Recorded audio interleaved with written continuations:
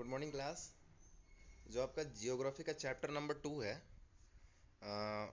Forest and wild life, अब देखिएगा वो आपके सिलेबस से वो चैप्टर पूरा का पूरा चैप्टर वो आपका कट कर दिया गया है। जो आपका चैप्टर 2 है वो आपका पूरा का पूरा सिलेबस से कट कर दिया गया है। जो आपका चैप्टर 3 है, वाटर रिसोर्सेज, वाटर रिसोर्सेज, जो आपका वाटर रिसोर्सेज है, ये भी कहीं ना कहीं पूरा चैप्टर आपका पूरा जो थ्योरी पोर्शन है इसका, ये पूरा का पूरा कट कर दिया गया है। लेकिन इसमें जो आपका पता है बहुत सारे मैप के पोर्शन है, इसके अंदर बहुत सारे मैप के पोर्शन है। ठीक है, बहुत सारे मैप के पोर्शन है। उस चीज़ को यहाँ हम मैप के थ्रू समझने की कोशिश करते हैं। ठीक है, सीधी सी बात है कि अगर हम वाटर रिसोर्स की बात कर रहे हैं, हम वाटर रिसोर्स की बात कर रहे हैं,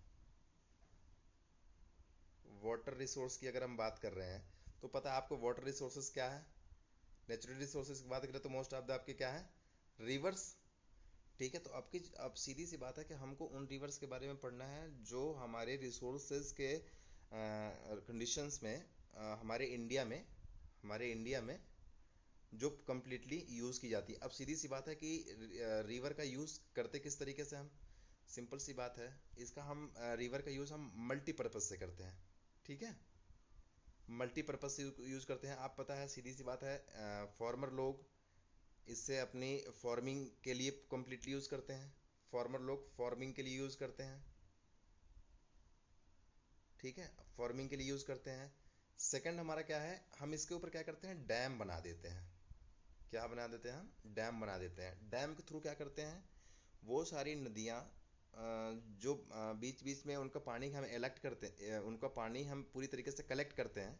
उसके बाद हम क्या करते हैं, उससे हम एक कांस्टेंट फ्लो के साथ हम उसका डिस्चार्ज करते हैं, जिससे कि हम उस पर हाइड्रोलिक्स वगैरह लगा देते हैं, अपने टरबाइंस वगैरह लगा देते हैं, जिससे कि हम इलेक्ट्रिसिटी को प्रोड्यूस कर पाते हैं।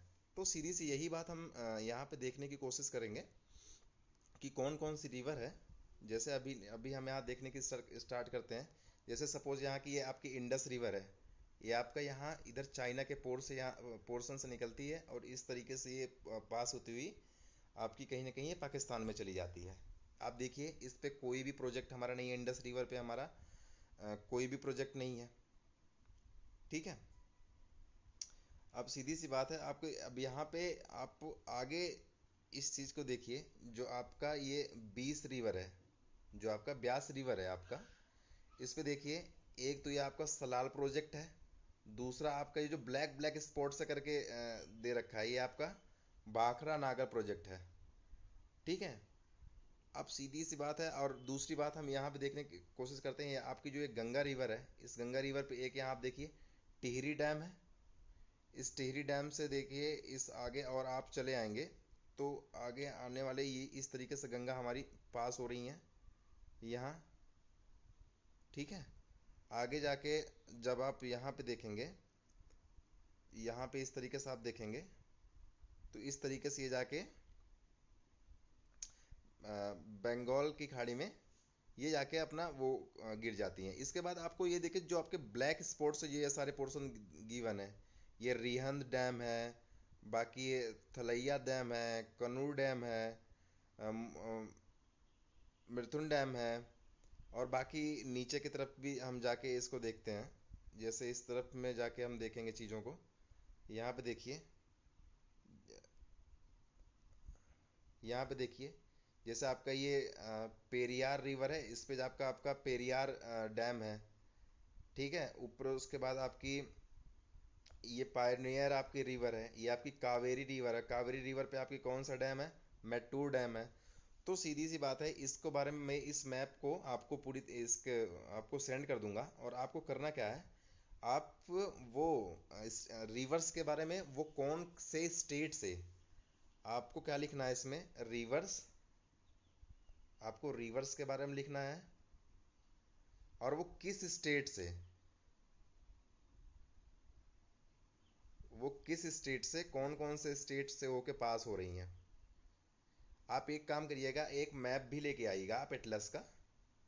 आप मैप भी लेके आइएगा, उसमें कहीं ना कहीं जिस तरीके से इस तरीके से देख नहीं रहे, गंगा रिवर को इस तरीके से करके बनाया गया हुआ है, यमुना रिवर को इस तरीके से करके बनाया गया हुआ है, चंबल रिवर को इस तरीके से करके बनाया गया हुआ है। ठीक है, ये जो आपका महानदी है इस तरीके से आपको करके बनाया हुआ है। ये आपका देखिए हीराकुंड डैम आपका कौन सा है, महानदी पे है। तो आप स्टेट वाइज ये भी बताएंगे कि कौन सी रिवर कौन कौन से स्टेट से पास हो रही है, कौन से स्टेट से पास हो रही है, और जो उस पे डैम है, जो आपका डैम है वो किस रिवर पे है और डैम किस स्टेट में है।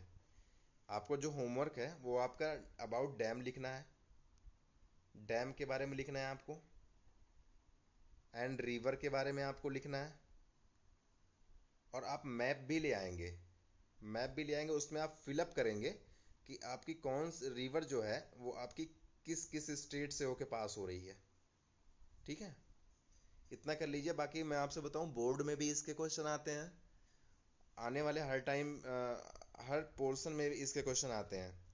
तो आप अगर कर लेंगे बोर्ड में इसके, ये समझ लीजिए कि कम से कम 5 to 7 मार्क्स के क्वेश्चन यहाँ से आते हैं। अगर आप इसकी अभी प्रैक्टिस कर लेंगे तो वो आपको ज़्यादा बेहतर तरीके से समझ में आएगा। बाकी ये जो मैप है ये आपके बुक में भी है, ये जो मैप है आपके बुक में भी है, और मैं आपको ये प्रोवाइड भी करा दूंगा। ठीक है, ये मैं आपको प्रोवाइड भी करा देता हूँ कि जिससे आपको समझने में आसानी होगी।